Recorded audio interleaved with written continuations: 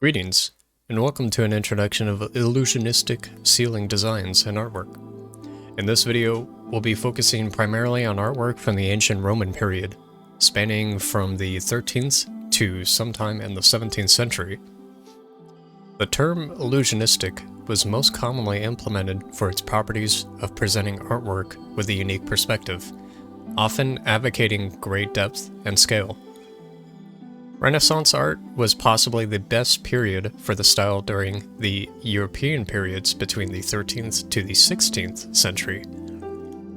This type of design was also commonly found during the 17th century France by using an architectural method known as Baroque. Baroque art is a 17th century European art form with expressions of complex forms and distinct ornamentation. Finally, a more theatrical approach to ceiling artwork would be dubbed as an architectural art known as Rococo, or a method of the late Baroque period, starting sometime in the mid-18th century. This would be approximately 1730 that this practice began. Our first piece of artwork, though, we'll be inspecting closely will be Antonio da Correggio's work of art, Assumption of the Virgin. This type of artwork that Correggio designed was known as a fresco. This translation for fresco would be from Italian to English, meaning fresh, or alternatively, al fresco would mean outdoors. A type of artistic method by giving the viewer a perspective with anamorphic art. This gives the illusion that the occupied space around the viewer is much larger and potentially appears infinite in an otherwise closed-in or obstructed space. Back in his day, Correggio's art was mostly underappreciated, but as time went on, it became a major inspiration for painters who practiced in the Baroque method. Here, we could see a somewhat symmetrical fresco sprawled out in the half-dome shaped ceiling of the Parma Cathedral in Italy. When standing in the center, directly below where the black dot lies in the center, the viewer gains a perfect perspective of what can be interpreted with Correggio's design. Visually speaking, as Assumption of the Virgin gains depth, so too does it simulate our own reality, granting the illusion that the ceiling is open and expands all the way out to the heavens, as the characters depicted within it spiral in many circular layers.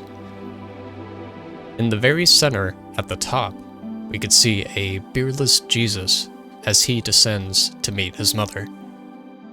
At the base, in each of the four corners, we also see the four protector saints of Parma. The first saint here is Saint John the Baptist, carrying a white lamb.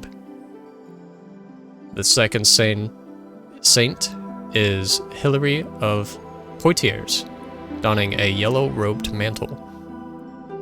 In the third corner, we could see Saint Thomas, also inferred to be in Saint Joseph, although Thomas was said to have been the only one who had witnessed the Assumption of Mary into heaven. He is accompanied by an angel carrying the Maudidom palm leaf. Finally, the fourth corner is Saint Bernard, the only figure looking up towards Jesus and his surroundings.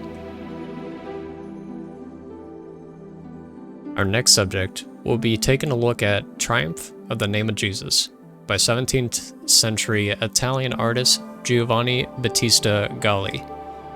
This fresco is located in the nave of the church of the Gesù in Via degli Astalli, Rome.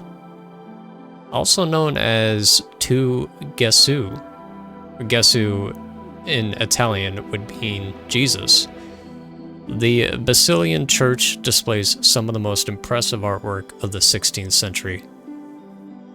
Galli has displayed multiple instances of his artwork escaping from an established frame, going so far as to simulate a sky passing over the clouds, painted on wooden boards, plus painted shadows to enhance the immersion of the entire artwork, and perfectly implementing both three-dimensional ivory statues and two-dimensional figures, both in and out of the central frame.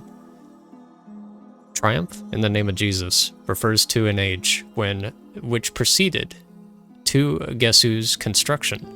As in the late 16th century, there was a challenge to the authority of the Church in Rome, which sparked the Protestant Reformation, which jump-started by German teacher and monk Martin Luther.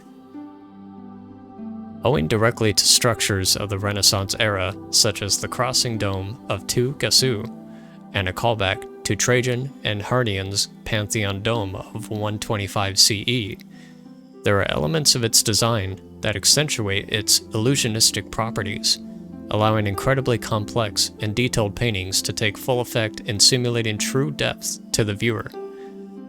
Externally, the facade of Tu Gesu displays a Baroque style, notably the scrolls seen on either side of the structure's roof. This portion also serves as a possible reference to Leon Battista Alberti's Santa Maria novella of 1470, where the structure also appears to have that scroll-like feature on its facade. Returning to the interior, the Triumph of Jesus displays the Baroque method by its traditional European values being exhibited by visual storytelling, architecture, and even traditions such as music making, dancing, and sculpting during the 17th century.